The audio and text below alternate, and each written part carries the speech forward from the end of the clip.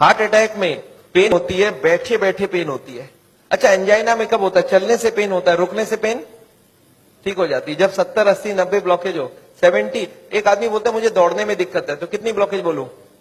More than 70। एक बोलता है मुझे चलने में दिक्कत है, तो कितनी ब्लॉकेज बोलूं? More than 80। एक बोलता है मुझे नहाने धोने में दर्द है, तो मोर देन 90। और एक बोलता है मुझे बैठे बैठे दर्द है, तो 100%। याद रखिएगा, हार्ट अटैक मतलब है ब्लॉकेज इज इक्वल टू 100%। अच्छा, हार्ट अटैक धीरे धीरे होता है, सडनली हो जाता है? सडनली हो जाता है। सडनली अभी का भी हो गया हार्ट अटैक, 5 मिनट पहले मिला, 5 मिनट बाद खत्म हो गया, हार्ट अटैक हो गई। कैसे हो जाता है आपको याद है? अब देखिए एक बार। अच्छा, एक आदमी हार्ट का पेशेंट है, उसकी कितनी ब्लॉकेज है? 80 ब्लॉकेज है। उसको हार्ट अटैक करना, 100 ब्लॉकेज ले जाना, कितने साल बाकी है अभी उसको? 10 साल बाकी है। पता चला 10 मिनट बाद हार्ट अटैक हो गया। एक आदमी तो हार्ट का पेशेंट ही नहीं है, उसकी ब्लॉकेज 60 है, 60% ब्लॉकेज है, वो हार्ट का पेशेंट भी नहीं हो तो दौड़ सकता है। अच्छा, उसको कितने साल लगेगा अभी हार्ट अटैक करने? 60 है, 100 जाना है, 40% बाकी है, 20 ईयर्स बाकी है अभी। पता चला 20 मिनट बाद हार्ट अटैक हो गई। कैसे हो जाएगा हार्ट अटैक? आपको याद है एक पर्दा आपने बताया था हमने, ब्लॉकेज के ऊपर एक मेम्ब्रेन होता है, वो मेम्ब्रेन बर्स्ट कर जाता है। This is what heart attack is. देखिए आपको समझ आता है कि नहीं? ये 20% ब्लॉकेज है, दिख रहा है मेम्ब्रेन ब्लॉकेज के ऊपर।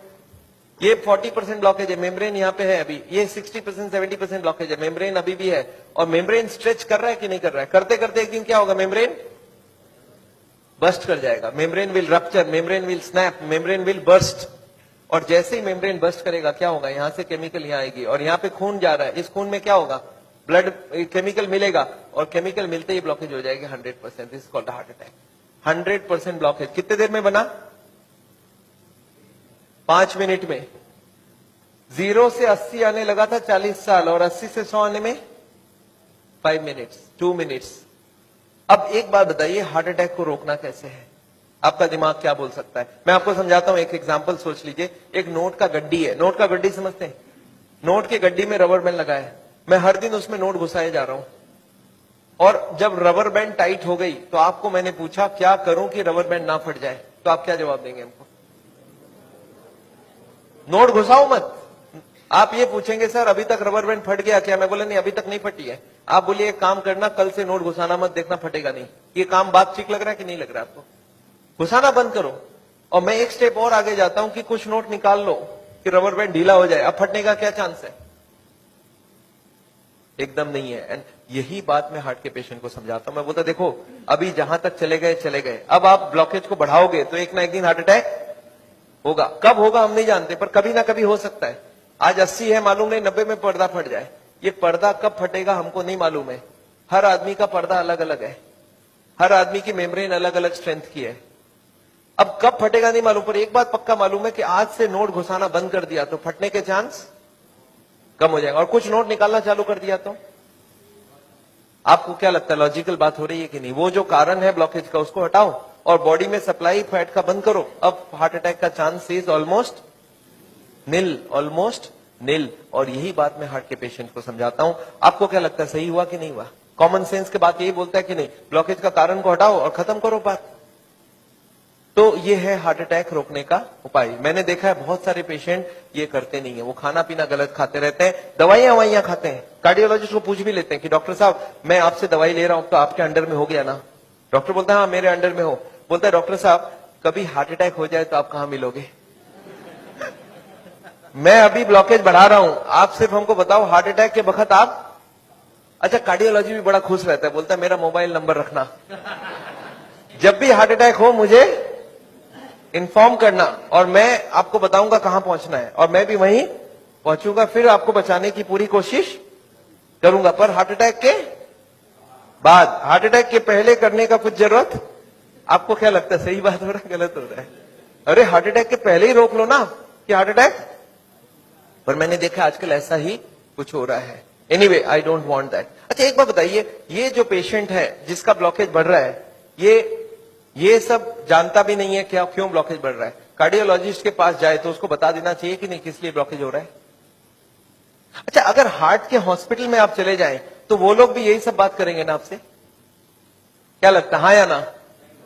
वो लोग क्या बात करेंगे? उनके पास दो प्लान है, एक है बाईपास सर्जरी और एक है एंजियोप्लास्टी। अच्छा, इतनी कॉमन सी बात है, ब्लॉकेज का कारण को रोको, वो इसको नहीं बता के बाईपास एंजियोप्लास्टी क्यों बोल रहे हैं? आपको क्या लगता है? आगे पहले कॉमन बात बताओ, फिर तो बाईपास सर्जरी एंजियोप्लास्टी की बात करते हैं। वो लोग चाहते नहीं है ये सब ज्यादा, वो बोलते हैं भाई हमारी बाईपास की काम अच्छी। अच्छा, वो लोग कैसे ले जाते होंगे आपको उस तरफ, मैं आपको समझाना चाहता हूं कैसे ये सिस्टम बन गया कि वो बाईपास एंजियोप्लास्टी की तरफ चले जाते आदमी। मैं आपको समझाता हूं। एक आदमी है, ऑर्डिनरी आदमी है, खाने में खूब चर्बी खाता है, उसको क्या मालूम इससे ब्लॉकेज होता है, सिगरेट उगरेट पी रहा है। एक दिन चलते चलते वो देख रहा है जब मैं स्पीड लेता हूं मेरे को यहां पे दर्द हो जाती है, फिर मैं रुक जाता हूं, दर्द ठीक हो जाती है। कितनी ब्लॉकेज है? 80। चलने में स्पीड लेते ही दर्द हो रहा है, जब वो दादर चढ़ता है, सीढ़ियां चढ़ता है, उसको दर्द होता है। तो कितनी ब्लॉकेज हो गई? 80। अच्छा, वो बताएगा क्या किसी को? सोचता है कि अभी तो मैंने फील किया है, अगर घर में जाके बता दूंगा घर वाले परेशान हो जाएंगे। एक तो ऐसे ही वो परेशान है, इतने सारे कॉम्प्लिकेशन है घर पे, और मैं ये भी बता दूं तो झंझट हो जाएगा। बताता नहीं है। कितने दिन तक नहीं बताता है? 2, 4, 6 महीने तक वो खींचता रहता है। क्या करता है? जब भी स्पीड लेने का काम होता है बोलता है मैं धीरे धीरे जाऊंगा, आप छोड़ दो, जाने दो। जब दादर चढ़ना होता है तो धीरे से चढ़ता है, सामान उठाना होता है नहीं उठाता है, पर धीरे धीरे पता चल जाता है। एक दिन वाइफ बोलती है आप स्पीड में चलिए, पेशेंट बोलता है मेरे से स्पीड नहीं चला जाता है। बोला क्यों? बोलता मेरे को यहाँ दर्द होती है। वाइफ बोला आपने कभी बताया नहीं? बोलता नहीं, वो तो थोड़े दिन से हो रहा है ना, कुछ दिनों से। वाइफ अब छोड़ देगी वाइफ या नहीं छोड़ेगी? वाइफ बोलती है चलो कल डॉक्टर के पास जाएंगे। तो लोकल कार्डियोलॉजिस्ट के पास पहुंच गए। अच्छा, लोकल कार्डियोलॉजिस्ट को जाके बता दिया कि डॉक्टर साहब जब मैं स्पीड लेता हूं तो यहाँ पे छाती में दर्द हो जाता है, फिर रुकता हूं ठीक हो जाता है। अच्छा, उनको कुछ आइडिया लग जाएगा? वो ईसीजी करके देखते हैं, उसमें कुछ नहीं आता है। पेशेंट बोलता है सर ईसीजी में नहीं आएगा, आप चला के ईसीजी लीजिए तब आ जाएगा। उसको मालूम है चलने से दर्द होता है, तो डॉक्टर स्ट्रेस टेस्ट कराता है, उसमें खराबी आ गई। अब इसका मतलब क्या हो गया? हार्ट की बीमारी है या नहीं है? ऑलमोस्ट पक्का हो गया। अब कार्डियोलॉजिस्ट क्या बोलते हैं? बोलते देखो आपको हार्ट की बीमारी हो गई है। पेशेंट घबरा जाता है, बोलते सब क्या करूं? बोलते एक काम करो, मैं एक हॉस्पिटल का नाम लिख के देता हूं, उसमें चले जाओ, और एक कार्डियोलॉजिस्ट का नाम लिख के देता हूं, उसके पास चले जाना, और वहां पे वो जाके एंजियोग्राफी करेंगे, उससे पता चलेगा ब्लॉकेज है या नहीं है, और उसके बाद वो बाईपास सर्जरी एंजियोप्लास्टी जो भी बोलेंगे वो सब करवा लेना। पेशेंट बोलता है इसका मतलब वो सब करा लो। बोला हाँ, जो भी निकलेगा उस हिसाब से करा लेना। पेशेंट बोलता है सर और कोई बात? बोला एक काम कर देना मेरा, उनको बता देना मैंने ही आपको वहां पे भेजा है। अच्छा, इसका भी कुछ फायदा है ना? अच्छा, अब आप कहां चले गए नेक्स्ट डे? पेशेंट पहुंच गया हार्ट के हॉस्पिटल में, कार्डियोलॉजिस्ट को बता दिया कि मैं स्पीड लेता हूं, मेरे को छाती में दर्द होता है। कार्डियोलॉजिस्ट को कुछ समझ आ गया क्या? उनको बहुत अच्छे से समझ आ गया, एक नया पेशेंट आ चुका है। अच्छा, वो बोलते नहीं ऐसा, वो क्या बोलते हैं? वो बोलते हैं मेरे को डाउट है ये ब्लॉकेज है या नहीं है। अच्छा, पेशेंट खुश हो जाता है। पेशेंट बोलता है वो डॉक्टर तो मेरे को डरा ही दिया था, बोलता हार्ट की ब्लॉकेज है, और ये बड़ा डॉक्टर ये बोलता है मेरे को डाउट है। पेशेंट बोलता है मेरे को हार्ट की बीमारी हो ही नहीं सकता। अरे मैं कभी कोई गलत काम किया ही नहीं, सिगरेट तो बहुत लोग पीते, मैं भी पीता हूं, और चर्बी उर्बी तो बहुत लोग खाते, मैं तो थोड़ी बहुत ही खाता हूं। तो पेशेंट क्या सोचता है कि कुछ निकलेगा तो नहीं, डॉक्टर ठीक ही बोल रहा है, कुछ मिलेगा ही नहीं। पेशेंट बोलता है सर कोई उपाय है, पता चल जाए ब्लॉकेज कितना है। कार्डियोलॉजिस्ट बोलते हैं बस एक एंजियोग्राफी कर लेते हैं, आपको देख लेते हैं है या। अच्छा, पेशेंट मान जाएगा नहीं मान जाएगा? पेशेंट बोलता है सर कोई भी टेस्ट हो मैं तैयार हूं, आप बोलो क्या क्या कराना है। बोलते नहीं, आपको एडमिट करके आपके अंदर एक तार घुसाएंगे और उसमें जान भी जाने की चांस है। अच्छा, पेशेंट फिर भी नहीं चाहता है कुछ, तो बोलते बिना तार घुसाए कुछ कर लीजिए ना, पता करना है ना ब्लॉकेज, कर लीजिए आप। कार्डियोलॉजी बोलते नहीं, एंजियोग्राफी बिना कुछ नहीं पता चलेगा। अच्छा, एंजियोग्राफी हो जाएगा नहीं हो जाएगा? एंजियोग्राफी हो जाता है। पेशेंट बोलता है चलो एक बार करा लेते हैं, फिर घर जाके सोचेंगे ब्लॉकेज मिल तो जाए, देखे तो सही कितना है, फिर जाके घर में। अच्छा, पेशेंट प्लान कर लेता है।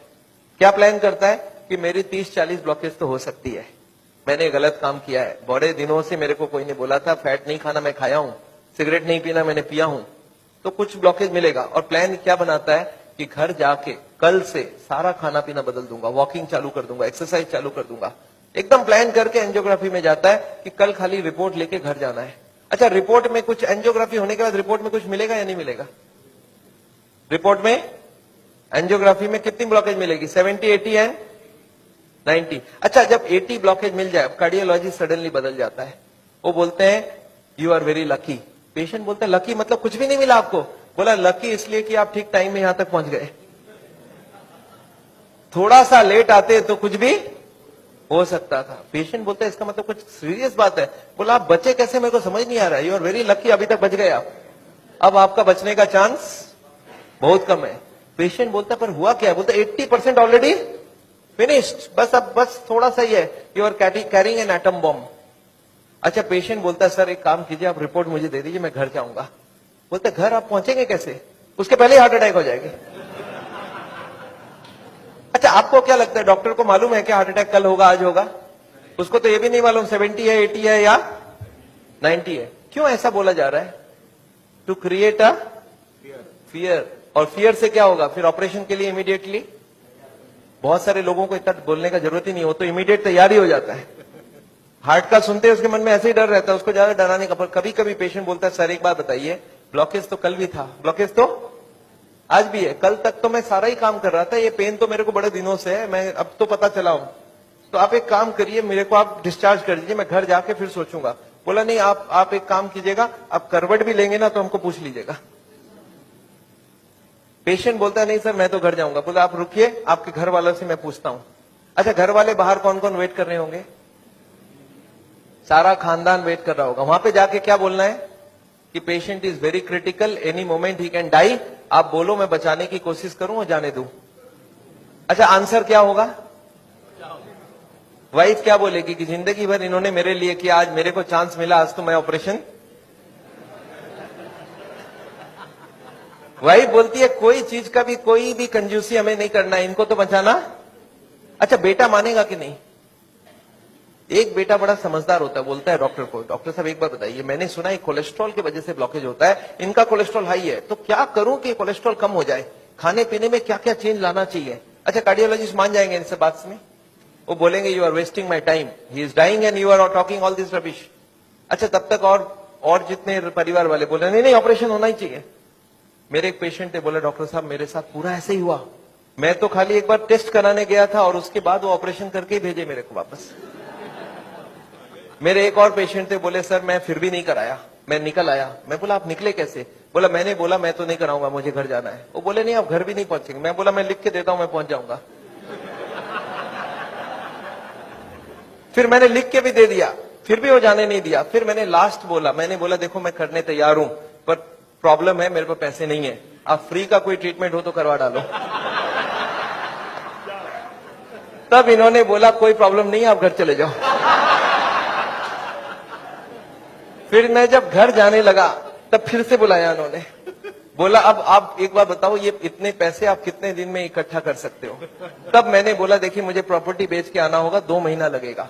फिर मुझे 2 महीना उन्होंने टाइम दे दिया। बोला अब कोई प्रॉब्लम नहीं है, 2 महीने बाद ही ऑपरेशन होगा। आपको समझ आ रहा है ऑपरेशन कब रुक सकता है?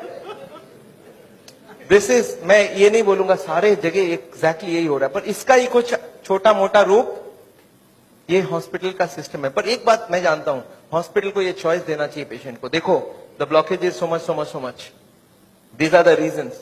आप देखो क्या चाहते हो। आप अगर अपने आप को बदलोगे तो ऑपरेशन रुक सकती है। आप नहीं बदलना चाहते हो तो मैं ऑपरेशन कर दूं, उसके बाद जाके बदलने का कोशिश करो। But the hospitals don't give chance. उनको मालूम है ये एक मौका है, ऑपरेशन कर लेते हैं, बट उसके बाद भी उनको यही करना पड़ेगा। लाइफस्टाइल चेंज तो पेशेंट को फिर भी करना पड़ेगा। मैं जानता हूं हार्ट के पेशेंट्स को मैं 3 चीज देखते दिखाऊं, एक तो दवाइयां हैं, एक बाईपास और एक एंजियोप्लास्टी। ये दवाइयां मैं आपको एक बार समझाना चाहता हूं दवाइयां क्या काम करती है, और another 10 minutes I will take. देखिए ये ट्यूब है जिसमें कोई ब्लॉकेज नहीं है, और ये 80-90% ब्लॉक है, दिख रहा है आपको? अब ये पेशेंट को चलने से दर्द होता है, एक दवाई ऐसी है जो दवाई देते ही दर्द कम हो सकती है। कौन सी दवाई है? सॉर्बिट्रेट। नाम सुना आपने? क्या करता होगा सॉर्बिट्रेट? देखिए क्या करता है Sorbitrate. This what is the action of Sorbitrate. क्या हुआ? ट्यूब चौड़ी हो गई, ब्लॉकेज वहीं की वहीं रह गई, ट्यूब चौड़ी हो गई, ट्यूब थोड़ा फैल गया, फैलते क्या हो गया? ब्लड सप्लाई बढ़ गई। पेशेंट बोलता है मुझे अब कोई दिक्कत नहीं है, पर यह दवाई का असर रहेगा 8 घंटे बाद, तो 8-8 घंटे में एक सॉर्बिट्रेट देनी पड़ेगी। एक पेशेंट मेरे को बोला मैं सॉर्बिट्रेट नहीं लेता हूं, मैं मोनोट्रेट लेता हूं। मैं बोला वो भी सॉर्बिट्रेट का ही भाई है। तो ये जितने भी सॉर्बिट्रेट है उनका नाम मैं आपको दिखा सकता हूं। These are all kinds of sorbitrate and all. ये सब दवाई हम लोग दे देते हैं। सॉर्बिट्रेट, स्मो, आइसोडिल, मोनोट्रेट, नाइट्रोफिक्स, एंजिसेड, इम्ड्यूर, वेंजिकॉर, वेसोट्रेट, मोनोट्रेट, सॉर्बिट्रेट, मोनोसॉर्बिट्रेट, नाइट्रोकंटीन, वेसोप्रिन, मोनोस्प्रिन, इस तरह की दवाइयां हम हार्ट के पेशेंट्स को दे देते हैं। एनीवे, दवाइयां बहुत सारे तरह की मिलती है। एक होता है हार्ट की ऑक्सीजन की जरूरत को कम कर देता है, इसको बोलते हैं beta blocker, calcium channel blocker, फिर एस इनहिबिटर, ऐसे करके बहुत सारी गोलियां हम लोग हार्ट के पेशेंट्स को दे सकते हैं। I am not going to go into that detail. कुछ ब्लड पतला करने का दवाई भी देते हैं, आपने देखा है नाम, इकोस्प्रिन, कोल्स्प्रिन, एएसए, डेलिस्प्रिन, डिस्प्रिन, क्लोपिक्रेल, क्लोपिलेट, क्लोपिवास, सिरुविन, क्लैबिक्स, क्लोट्रेल, क्लैजरिल, स्ट्रोमेक्स, डीप्लैक, इस तरह की गोलियां हम लोग देते हैं ब्लड को पतला करने के लिए। पर ये गोलियां देने से भी पेशेंट ठीक नहीं होता है, तो इसके लिए मैं चाहता हूं वो लाइफस्टाइल चेंज करें, अपनी ब्लॉकेज को कम करें कि उनको देने की जरूरत पड़े ही नहीं। अच्छा, ये गोलियां इतनी खाएगी, इसके साइड इफेक्ट्स होती है क्या? अगर साइड इफेक्ट होती है कॉन्स्टिपेशन, तो कॉन्स्टिपेशन की और गोली दूंगा, और एसिडिटी हो जाए तो एसिडिटी की गोली दूंगा, और नींद ना आए तो नींद की गोली दूंगा। अच्छा बताइए, बीमारी ठीक हो रहा है कि नहीं हो रहा है? आई एम नॉट कीन, मैं जानता हूं दवाई आज जरूरत है, पर कल दवाई की जरूरत ना हो उसका बंदोबस्त करना बहुत जरूरी है। इसके बाद चलते हैं कि एंजियोग्राफी क्या चीज है। हॉस्पिटल में जाते हैं, एंजियोग्राफी करते हैं, और ये एंजियोग्राफी मुझे पसंद क्यों नहीं है मैं आपको बताना चाहता हूं। This is what is the problem with angiography. एक तार आपके पूरे बॉडी को स्क्रैच करके हार्ट तक लेके जाना है। ये तार यहां से जो घुसेगी, 1 metre wire is inserted into the body till it reaches the heart. It is a blind procedure. Blind मतलब क्या? आप घुसा दो, ये अंदर जाती जाएगी, और अगर अटक गई तो वापस खींच के फिर से ट्राई करना होगा। मतलब वो अंदर स्क्रैच करेगा ही करेगा, पूरे बॉडी को स्क्रैच करती है। वो लिखवा लेते हैं कि अगर हार्ट अटैक हो गया तो मेरी कोई जिम्मेवारी नहीं है, और ये पूरे बॉडी को ये पंक्चर भी कर सकता है। मैंने ऐसे ऐसे पेशेंट देखे हैं कि एंजियोग्राफी के वक्त ही डेथ हो गई। एंजियोग्राफी में पैर को काटना पड़ा अल्टीमेटली, क्योंकि वो पैर की ट्यूब को डैमेज कर दिया। तो एंजियोग्राफी मैं नहीं चाहता हूं। और उसके बाद क्या होगा? इनएक्यूरेसी अबाउट द रिपोर्ट, और उसके बाद pressure from the cardiac doctors for the next operation. Patient को लगता है मेरे को इमरजेंसी हो गया, बट इमरजेंसी प्रिसिपिटेट कराया जा सकता है। एनीवे, ये एंजियोप्लास्टी जो है, ये दो ऑपरेशन, दो चीज वो लोग करते हैं, एक एंजियोप्लास्टी, एक बाइपास सर्जरी। मैं एंजियोप्लास्टी 2 मिनट आपको समझाना चाहता हूं। What is this angioplasty? एक स्टेंट लगाते हैं, सुना आपने नाम? एक रिंग लगा देते हैं हार्ट में। What is this? Let me explain what is this. पिछले 20 साल में ये जो एंजियोप्लास्टी है, ये बार बार फेल किया और बार बार इसको सक्सेस बताया गया। पहले आई थी बैलूनिंग, बैलून एंजियोप्लास्टी। उसके बाद बहुत सारे तरह के एंजियोप्लास्टी आई, ऑर्डिनरी स्टेंट आई, फिर गोल्ड स्टेंट आई, फिर रोटा ब्लेडर आया, रेडियो एक्टिव स्टेंट आई, लेजर एंजियोप्लास्टी आई, आजकल चल रहा है ड्रग कोटेड स्टेंट। पर ये सारे के सारे फेल हुए हैं। क्यों फेल हुए, एक बार समझाना चाहता हूं। देखिए, ये बैलूनिंग क्या चीज है? याद है आपको, एंजियोग्राफी के वक्त तार अंदर घुसाई थी, वो कहां तक गई थी? हार्ट तक, यहां तक तार आई थी। इस तार के ऊपर ये बैलून होता है। इस तार को थोड़ा सा धक्का मारते हैं। कभी कभी कार्डियोलॉजिस्ट तार को अंदर रख के बाहर आ जाते हैं, आके बोलते हैं देखो तार अंदर है, बोलो तभी खोल दूं। आप बोलते हैं चलो खोल दो, कितने लगेंगे? 2 लाख लगेंगे। 2 लाख दे दिया। अब ये तार को ये लोग धक्का देते हैं थोड़ा और, तो तार की जो बैलून है ये बीचों बीच आ जाती है ब्लॉकेज में। अब इस बैलून में पानी डालना होता है। ये बैलून ऐसा होता है, इसमें पानी डालते ही बैलून फूल जाती है। अच्छा, पानी कैसे डालेंगे? आपने होली में बैलून फुलाया एक सिरिंज से? सिरिंज में पानी ले लो, सिरिंज को दबा दो तो बैलून के अंदर पानी घुस जाए। तो बाहर से सिरिंज से पानी डालेंगे तो बैलून क्या होगा? फूल जाएगी। फूलते ही ब्लॉकेज कहां गई? साइड में दब जाएगा, ऊपर कंप्रेस्ड हो जाएगी, नीचे कंप्रेस्ड हो जाएगी। अच्छा, ये बैलून को जब पानी निकाल लेंगे तो क्या होगा? बैलून को वहां पे 2-4 सेकंड से ज्यादा नहीं रख सकते, क्योंकि हार्ट अटैक हो जाएगी, 100 हो जाएगी ब्लॉकेज। तो बैलून में पानी डाला और सिरिंज से वापस पानी खींच लिया। जैसे ही पानी खींचा, बैलून वापस चिपक गई, तार को पकड़ के बाहर निकाल लिया। Angioplasty over. आपको समझ आ रहा है क्या करना पड़ा? ये तार यहां थी, इसी को थोड़ा आगे किया, बैलून डाल, पानी निकाल लिया और ब्लॉकेज वापस। अच्छा, ब्लॉकेज वापस आ जाएगी नहीं आ जाएगी इसके बाद? क्या लगता है आपको? This is elastic. इलास्टिक समझते हैं आप? ये लोहा या पत्थर नहीं, इलास्टिक है। और जैसे ही बैलून निकाल लिया, ब्लॉकेज वापस आने लग गई। थोड़े साल बाद यही कार्डियोलॉजिस्ट मान गए बैलूनिंग काम की नहीं है। पहले क्लेम किया था बैलूनिंग एक बार कराओगे जिंदगी भर चलेगी, फिर मान गए काम की नहीं है। फिर क्या हो गया? फिर वो बोले इसमें स्टेंट लगाना होगा। What is this stent? Look at this, this is the blockage. दिख रहा है आपको येलो कलर की? और इसके अंदर एक बैलून डाल दिया। आपको दिख रहा है ब्लैक कलर का बैलून? बैलून में पानी डाला तो ब्लॉकेज कहां चलेगी? साइड में आ गई। जब बैलून निकाल लेंगे तो ब्लॉकेज वापस आएगी। तो यहाँ पे एक स्प्रिंग लगा देते हैं। ये स्प्रिंग क्या काम करेगा?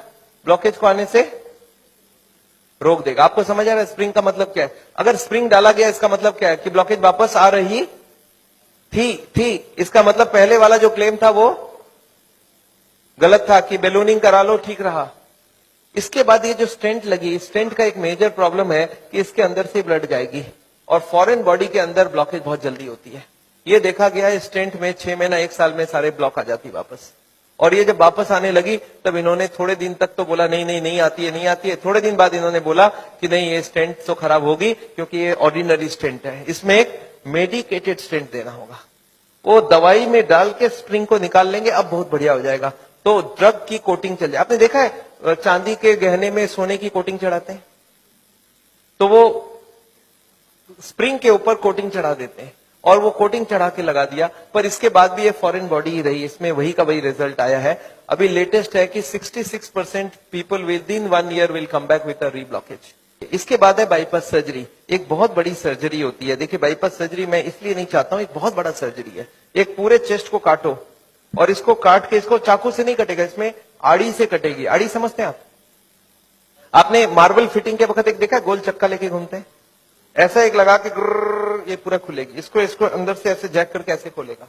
अंदर में हार्ट को रोक के उसमें ऑपरेशन होगी और हार्ट को रोकेंगे तो एक मशीन से पूरे बॉडी को ब्लड जाएगा, इसको बोलते हैं हार्ट लंग मशीन। उसमें कुछ ब्लड डाल के उससे चलाना होगा and during this time the operation has to take place. But this operation is very complicated. Luck अच्छा हो तब ठीक है, नहीं तो कुछ ना कुछ कॉम्प्लिकेशन रहती है, बहुत सारे लोगों की जान भी जाती है। पर ऑपरेशन के बाद क्या होगा ये देखिए, ऑपरेशन के बाद क्या होगा। ये ट्यूब जो ब्लॉकेज है वो यहीं रह गई, उसके जगह नई ट्यूब लग गई। तो ये ब्लॉकेज के जगह नई ट्यूब लग गई तो क्या हो गया, बाईपास हो गया। पर ये नई ट्यूब में फिर कभी ब्लॉकेज आएगा कि नहीं, आपको क्या लगता है? ये नई ट्यूब में फिर से ब्लॉकेज आती है। अच्छा अब तो 40 साल बाद ही आएगी ना, पिछले बार कितने साल लगी थी आपको याद है? देखिए एक वाई का जवाब सोच के देखिए, ओरिजिनल ट्यूब में कितने साल में ब्लॉकेज हुई थी? 20 से 40 साल। तो कितनी स्पीड रही? 2 से 4%, 6% पर ईयर। और एंजियोप्लास्टी के बाद अगर 2 साल में वापस रीब्लॉकेज होती है तो कितने साल हो गई? 40% पर ईयर। और बाईपास के बाद अगर 5 साल में रीब्लॉकेज आती है तो 20% पर ईयर। जो ट्यूब ओरिजिनली 2% की ब्लॉकेज कर रही थी वो अब ऑपरेशन के बाद उसकी स्पीड क्यों बढ़ गया? क्योंकि अब वो ओरिजिनल नहीं रहा। हमारी बॉडी को जब तक ओरिजिनल रखो तब तक अच्छी बात है। हमारे प्राइम मिनिस्टर ने भी 2 बाईपास कराई है, एंजियोप्लास्टी 5 स्टेंट लगाई है, पर मैं जानता हूं उसके बाद भी तो फिर से कराना पड़ा। एक बार कर लिया, दूसरी बार कराया, कब तक करा सकता आदमी? और मैं जानता हूं बॉडी में एक बार कॉम्प्लिकेशन कराना, उनके लिए तो चलो बहुत बड़ा टीम लगेगा। हर आदमी के लिए इतनी बड़ी टीम नहीं भी लग सकती है और इतना बड़ा ऑपरेशन नहीं भी कर सकते ठीक से। पर मैं जानता हूं अगर ऑपरेशन बिना ही हमारी काम बन जाए, अगर हम लाइफस्टाइल को ही चेंज करके कर सकते हैं तो हम ऑपरेशन क्यों करवाएं? And this is what is the contention. Nevertheless मैं हार्ट के पेशेंट को एक ही चीज समझाता हूं कि ब्लॉकेज अगर रिवर्स करना है तो उसके लिए थोड़ा आपको एक्यूरेसी करना होगा। What is this accuracy? You understand? This is the accuracy. इस पिक्चर को आपने देखा है, इसमें एक्यूरेसी लिखा है। कितना एक्यूरेसी है इसका मतलब? मैं आपको समझाता हूं। ये एक ड्रम है, ये ड्रम में मैं पानी भरना चाहता हूं और इसमें 15 छेद है। आप बताइए कितनी छेद बंद करने से ड्रम भरेगी? याद है 15 कारण है। अब इसमें से कितने को कंट्रोल करूं कि ड्रम भर जाए? सारे को करना होगा। अच्छा मैं हार्ट के पेशेंट्स को क्या देखता हूं, उनको कुछ मालूम भी नहीं है इसके बारे में। वो क्या बोलते हैं, मेरा कोलेस्ट्रॉल कंट्रोल है, ट्राइग्लिसराइड ज्यादा है, शुगर कंट्रोल है, बीपी ज्यादा है। मैं बोला ऐसे नहीं चलेगा, सारे होल बंद चाहिए मुझे। बोलते मैं थोड़ा थोड़ा करूं तो कैसा चलेगा? मैं बोला थोड़ा थोड़ा से काम नहीं चलेगा। बोलते मेरा बीपी कम किया हूं पर पूरा कम नहीं कर रहा हूं, 120 नहीं ला रहा हूं, 140 ही रखा हूं। मैं बोला नहीं चलेगा, मुझे सारे फैक्टर्स एक साथ कंट्रोल चाहिए। हाँ इसके लिए शुगर, बीपी, कोलेस्ट्रॉल, ट्राइग्लिसराइड आपसे कम नहीं हो रहा, मैं दवाई देके कम कर देता हूं। पर स्मोकिंग आपको पूरा ही बंद करना होगा, खाने में तेल आपको बंद करना होगा, एक्सरसाइज आपको करना पड़ेगा, ओवरवेट कम करना होगा, खाना पीने में फाइबर ज्यादा डालना होगा। अच्छा ये सब संभव है क्या लोगों के लिए? यस, क्या प्रॉब्लम है? ये तो सिंपल सी बात है, इसको क्यों नहीं कर सकते? क्यों नहीं सिगरेट बंद कर सकते? क्यों नहीं मीट बंद कर सकते? क्यों नहीं तेल घी छोड़ के आप अलग तरीके से खाना बना सकते हैं? तो all these if you do there is no problem. Nevertheless मैं जानता हूं, एक और छोटा सा चीज आपको बताना चाहता हूं। अभी एक और नई जो टेक्नोलॉजी आ गई है, आदमी को मैं सोचता था बिना काटे कुछ हो सके। ये हमारी कुकिंग की क्लास है, this is a cooking class. मैं हार्ट के पेशेंट्स को ट्रेनिंग देता हूं। This is my dietitian teaching cooking, zero oil cooking to the patients wives.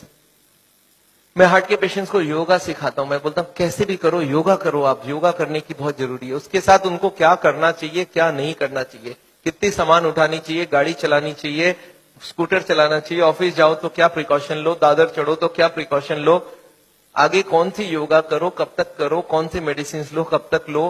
And for this, हाँ, मैं एक मैगजीन भी निकालता हूं, इसका नाम है साउल टाइम्स। ये मैगजीन मैं हर महीने निकालता हूं, दिल्ली से निकलती है, हिंदी और इंग्लिश में। अच्छा, आपको एक फॉर्म दिया गया है क्या? ऐसा देखिए तो, have you got a form like this? ये फॉर्म में अगर आप अपने नाम एड्रेस भर के देंगे तो आपको ये मैगजीन आगे आपको मिलता रहेगा हर महीने। हिंदी में, इंग्लिश में, दोनों में मैगजीन है।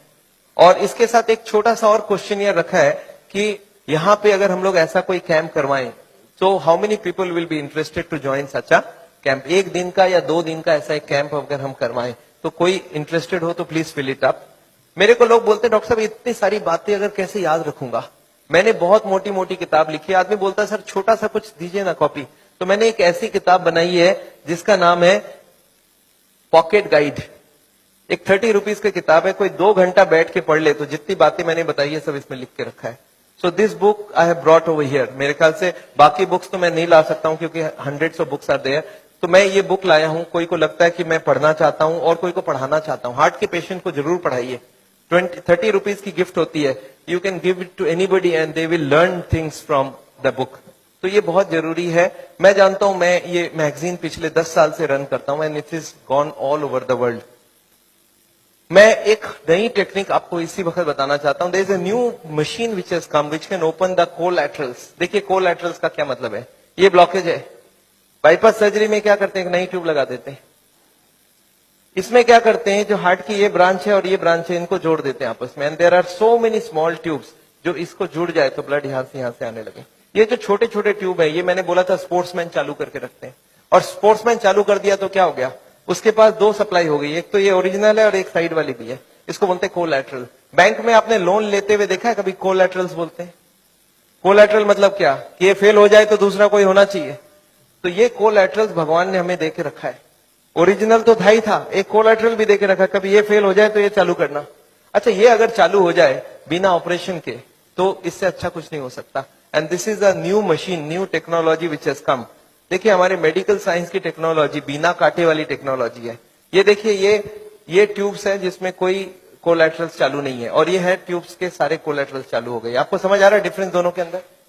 ये जो छोटे छोटे कोलैटरल्स है ये हमारे सबके पास है, और एक मशीन से इसको या तो स्पोर्ट्स करके चालू कर सकते हैं या तो एक मशीन से चालू कर सकते हैं। ये मशीन क्या करती है सोचिए, ये जैकेट्स लगा दिया हमने कफ में, थाई में, बटक्स में, और सारे को एक साथ स्क्वीज कर दूं तो क्या होगा, इसकी ब्लड कहां जाएगी, बॉडी में ही रहेगी, पर कहां जाएगी, ये हार्ट के तरफ जाके हार्ट के ट्यूब्स को धक्का देके प्रेशर देके इसको खोलेगी। ये प्रेशर 1-1 घंटे तक एक में इसको हार्ट के संग सिंक्रोनाइज करके दिया जाता है।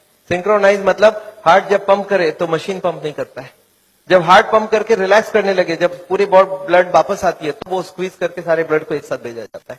And this goes on, ECG feed होती है कंप्यूटर को। And this machine we have seen now without bypass surgery. आदमी बोलता है मुझे इमीडिएट रिजल्ट चाहिए, तो without bypass this can work very well.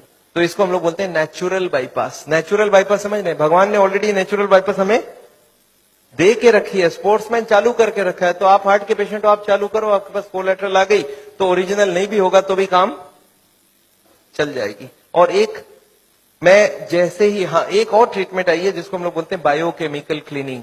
ये अभी बहुत अच्छी रिजल्ट आ सकती है। कुछ केमिकल अंदर डाल के ब्लड में उसको अंदर से गला लिया जाए। जैसे किचन में आपने सुना नाली जाम हो जाए तो क्या करते हैं हम लोग, कुछ केमिकल डालते हैं अंदर से।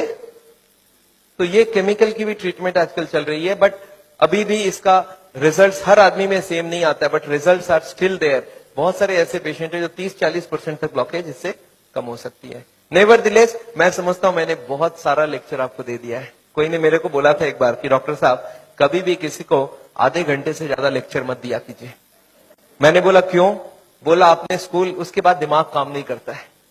मैंने बोला क्यों ऐसा बोल रहे हैं? बोलता आपने स्कूल कॉलेज में देखा है कभी भी पीरियड्स 40 मिनट से ज्यादा नहीं रखते हैं, उसमें 5 मिनट आने जाने का वेस्टेज गिन लो, आधे घंटे ही चलेगा दिमाग। मैं बोला पर मैंने देखा आप टीवी देखते हो तो 2-3 घंटा देखते हो एक साथ। बोलते नहीं वो इंटरेस्टिंग हो तो देखते हैं।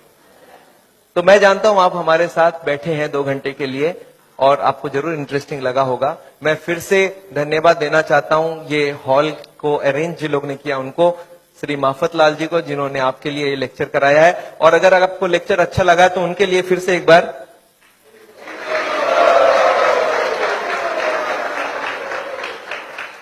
एनीवे, मैं जानता हूं मैंने लेक्चर तो खत्म किया है और मैं चाहता हूं कि आपके पास अभी भी कोई क्वेश्चंस जरूर होंगी। मैं कैंप भी करता हूं और मेरी बंबई में जुहू में एक क्लिनिक भी है जहां पे हर वक्त डॉक्टर है और ये मशीनें वगैरह भी है। तो आपको अगर कभी कोई जरूरत पड़े तो आप हमारी किताबें जरूर पढ़िएगा और ये छोटी वाली किताब भी पढ़िएगा। अगर आपके पास कोई क्वेश्चंस हो, क्वेश्चंस के लिए माइक है हमारे पास, so if you have questions I would want you to ask the questions and I would like to answer the questions. You not covered the effect of the alcohol. Yes, very important thing, alcohol. मैं आपको बता दूं alcohol heart के लिए कभी अच्छी नहीं है। We don't recommend alcohol for the heart patient. क्यों? एल्कोहल में ग्लिसरॉल होती है और ग्लिसरॉल से ट्राईग्लिसराइड का रिश्ता होता है। ट्राईग्लिसराइड, ग्लिसरॉल होता है उसमें भी। तो एल्कोहल में एल्डिहाइड ग्रुप है और ग्लिसरॉल में एल्डिहाइड ग्रुप है और ये दोनों एक दूसरे से एक्सचेंज हो जाती है। जब भी कोई अल्कोहल ले तो उसका ट्राईग्लिसराइड 40-50 तक बढ़ जाती है। तो अल्कोहल कभी हार्ट के लिए अच्छा है ही नहीं। पर अल्कोहल से एक अच्छाई होती है हार्ट में, वो है एचडीएल बढ़ जाती है। तो हार्ट के पेशेंट्स क्या चाहते हैं मालूम है? बोले एचडीएल की बात करो, ट्राईग्लिसराइड की बात ना करो। अरे मैं कैसे बात ना करूं? एक चीज अच्छा एक खराब है ना, तो मैं दोनों को ही बात करूंगा ना। अच्छा, अल्कोहल में एक ही खराबी है और भी खराबी है। मैं आपको गिनाता हूं अल्कोहल की खराबी। एक तो अल्कोहल से स्टोमक खराब हो जाता है, गैस्ट्राइटिस हो जाता है, लीवर खराब होता है, इसको बोलते हैं सिरोसिस ऑफ द लीवर। सुना आपने नाम? अच्छा, अल्कोहल से नर्वस सिस्टम खराब होती है। आपने सुना है अल्कोहल पी के एक्सीडेंट करके लोगों को मार डाला लोगों ने? सुना है ऐसा? तो अल्कोहल से पैसे भी खराब होते हैं, आपको मालूम है क्या? अच्छा, अल्कोहल से एडिक्शन होता है, ये बात मालूम है आपको? एडिक्शन मतलब क्या है? जिसको अल्कोहल पीने की आदत पड़ जाए वो मारपीट करके भी अल्कोहल पिएगा, हर दिन पिएगा। एक आदमी मेरे को बोला सर सबको ही नहीं होता ऐसा। मैं बोला जो जो हो चुका है उसको जाके पूछो कि आप जब शुरू किए थे तब हर दिन पीते थे क्या? बोलते नहीं, मैं तो पहले एक ही बार पीता था, कभी जिंदगी में एक बार पिया पहली बार, फिर महीने में एक बार पिया, फिर हफ्ते में एक बार पिया, फिर हफ्ते में 3 बार पिया, फिर धीरे धीरे अब हर दिन पीने की आदत हो गया है। तो कौन गारंटी दे सकता है आप उसी एडिक्शन में नहीं जाओ? अल्कोहल में परिवार को बड़ा टेंशन रहता है, वाइफ सबसे ज्यादा दुखी होती है। जब हस्बैंड शराब पीता है तो वाइफ सबसे ज्यादा दुखी होती है। अच्छा, बच्चे तो अच्छा चीज सीखते हैं आपसे, बच्चे भी बहुत दुखी होते हैं कि पापा को सिगरेट पीने देते। दो ही होता है, बच्चा दो ही काम करता है, या तो पापा की तरह पीना चालू करता है या तो पापा को जिंदगी भर नफरत करता है, क्योंकि उसको अल्कोहल या तो पसंद हो जाएगा तो वो पीना चालू कर देगा, वो भी बिगड़ेगा। अच्छा, मेरे को कभी कभी लोग बोलते हैं सर पर मैंने देखा है कार्डियोलॉजिस्ट बोलते हैं थोड़ा बहुत पिया करो। मैंने बोला अच्छा एक काम करना, उस कार्डियोलॉजिस्ट को जाके पूछना कि सर ये अच्छी चीज है क्या? बोला हाँ अच्छी चीज है, तब ना हमको बता रहा है। मैं बोला उसको पूछना कि अपने बेटे को और अपनी बीवी को पिलाना चालू किया क्या हर दिन? बोलता नहीं, मेरा बेटा पिएगा तो निकाल दूंगा घर से। अच्छा, अपने बेटे को घर से निकाल दोगे पीने से और हमको आप बोल रहे हो पियो? आपको क्या लगता है लॉजिक बहुत अच्छी है कि खराब है?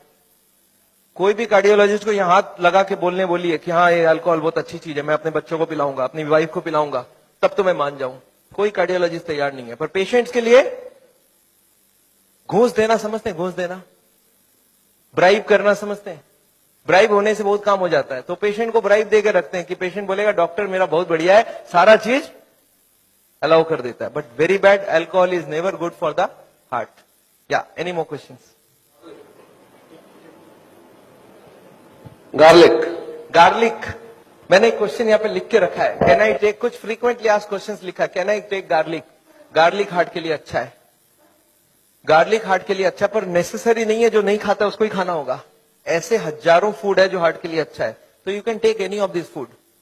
पर एक आदमी मेरे को बोला सर सिर्फ गार्लिक खाऊंगा मेरा ब्लॉकेज ठीक होगा कि नहीं? मैं बोला नहीं, जितने खराब वाले आइटम है सब बंद करने होंगे, जितने अच्छी वाली सब चालू करनी होगी। तो ऐसा नहीं कि गार्लिक इज अ पैनासिया, पर garlic is definitely good, cholesterol को कम करता है। या yes ma'am. CT angiography Bombay में बहुत सारी जगह, मेरे ख्याल से कम 20 मशीनें लग गई है। हम जहां करवाते वो चित्रा करके है दादर में, दे चार्ज 6000 रुपीज। तो ये सीटी एंजियोग्राफी का लिए आपको अगर एड्रेस चाहिए, हमारी क्लिनिक का एड्रेस आपके पास है already, you call them up, they will give you the details. Okay sir, what is good cholesterol And what if you have when the range of good cholesterol is higher than the normal range? So how does it affect the heart, and what is? See, good cholesterol को good क्यों बोला जाता है? It goes to the blockage, picks up the cholesterol and takes it out. So good cholesterol, if you can increase, it is wonderful. We want more than 40. तो good cholesterol बढ़ाने का कोशिश करिए, और इसके लिए बाजार में नहीं मिलता है. आप हमको ये नहीं बोल सकते सर 2 किलो मेरे लिए मंगवा दीजिए. गुड कोलेस्ट्रॉल आपकी बॉडी बनाएगी अगर आप खाना पीना ठीक रखेंगे. So तो is good cholesterol anyways related to fat also? I mean, it is coming from fat plus protein. Hare Krishna, Prabhuji. This is Dr. Anuj here. I have done lot of your patients. I have done echoes of those patients at Chitra Scan. Okay. And let me tell you, I'm a cardiologist and I really loved your lecture. It's Thank you, an sir. amazing talk that you gave.